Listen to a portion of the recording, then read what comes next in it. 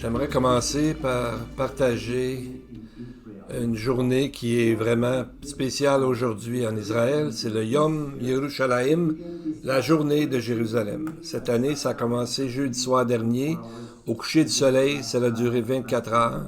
Ça s'est terminé, en fait, hier soir, au coucher du soleil.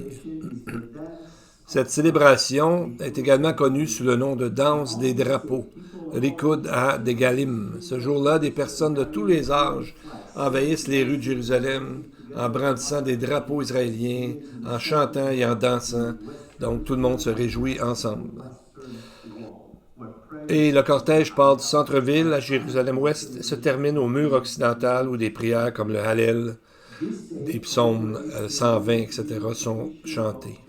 Les festivités se prolongent tard dans la journée.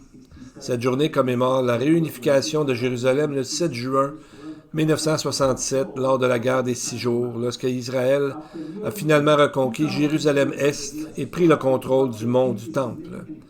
Après plus de 2000 ans de diaspora maintenant, cet événement a marqué un tournant majeur dans l'histoire d'Israël. Jérusalem elle-même possède une histoire extraordinaire. Il y a environ 3000 ans, elle est devenue la capitale d'Israël lorsque le roi David l'a conquis. Depuis lors, Jérusalem a été conquise et reconquise 44 fois, attaquée 52 fois et entièrement disparue, détruite à 2 reprises. Donc, on voit que c'est vraiment Jérusalem a une grande importance dans la parole de Dieu. Elle apparaît de nombreuses fois dans la parole, parce que dans l'éternité, nous allons nous rappeler de son nom. Jérusalem est mentionné 671 fois dans l'Ancien Testament, 142 dans le Nouveau, pour un total de 813 fois. Et le ciel lui-même, rappelons-nous, est appelé la Nouvelle Jérusalem. Pour ce qui est de son importance mondiale, le Seigneur la considère comme le centre du monde. Sur une carte, elle n'apparaît peut-être pas comme ça, comme le centre, mais aux yeux de Dieu, elle l'est. Dans cette prophétie, le prophète Ézéchiel évoque spécifiquement le retour du peuple juif dans sa terre natale en 1948, et Dieu dit « Le peuple rassemblé de toutes les nations qui habitent au centre du monde ». Ézéchiel 38, 12. Il s'agit bien d'Israël. Le mot hébreu pour centre est tabur, qui veut aussi dire le point culminant ou encore le nombril de la terre, le milieu. En vérité, c'est que Jérusalem est au cœur du plan de Dieu, car c'est là que Jésus reviendra, et de là il régnera en roi sur toute la terre. C'est pourquoi il y a tant de conflits qui entourent cette ville. La prophétie nous dit qu'à mesure que nous nous rapprochons de son retour, Jérusalem deviendra de plus en plus une pierre pesante pour toutes les nations du monde. Zacharie 12, 3. Pour beaucoup en Israël aujourd'hui, la journée de Jérusalem ravive plus que jamais cet espoir messianique. Mais qu'est-ce qui s'est passé après 1967? Oui, Israël a repris le contrôle de Jérusalem-Est et du mont du Temple pendant la guerre des 6 jours, mais l'administration du mont du Temple est restée entre les mains des musulmans en raison de la présence du dôme du rocher et de la mosquée Al-Aqsa. Depuis lors, en vertu d'un statu quo, il est officiellement interdit aux Juifs de prier sur le mont du Temple.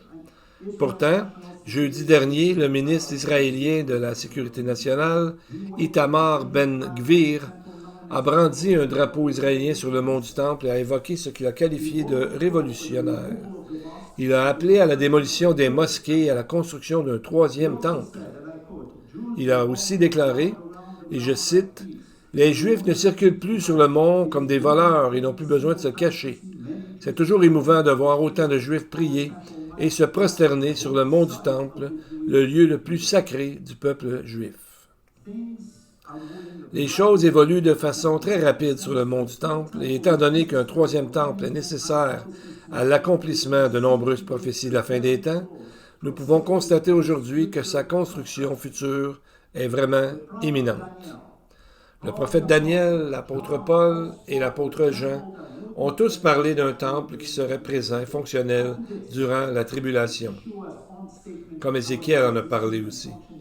Ajoutons à cela les propres déclarations de Yeshua concernant son existence et le rôle de ce temple à la fin des temps. Donc, la journée de Jérusalem devrait toucher le cœur de chaque croyant en rappelant que son second avènement, le retour de Jésus, est proche. Rappelez-vous ce que Jésus a dit dans Matthieu 24.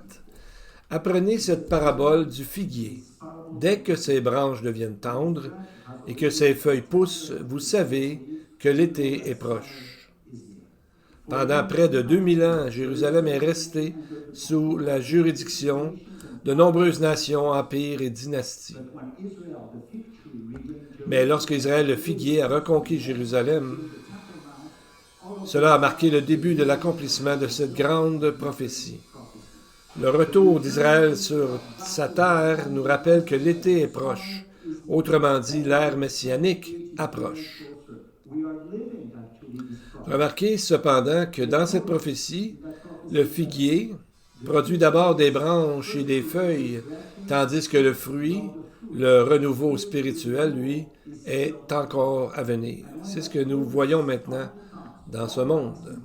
Et lorsque la plénitude adviendra enfin, Paul écrit dans Romains 11, 12, « Or, si leur chute à Israël a été une richesse pour le monde, et leur échec une richesse pour les païens, combien plus leur plénitude le sera. Si par les trébuchements, la persécution, la dispersion d'Israël, de telles bénédictions sont parvenues au monde, imaginez ce que sera lorsqu'Israël sera pleinement restauré. » Et même si cela ne paraît pas très évident aujourd'hui, parce que l'antisémitisme progresse et que de nombreux médias se retournent contre Israël, le jour viendra où le meilleur d'Israël sera révélé, lorsque Yeshua reviendra et accomplira toutes les promesses à son peuple et à sa ville. Amen.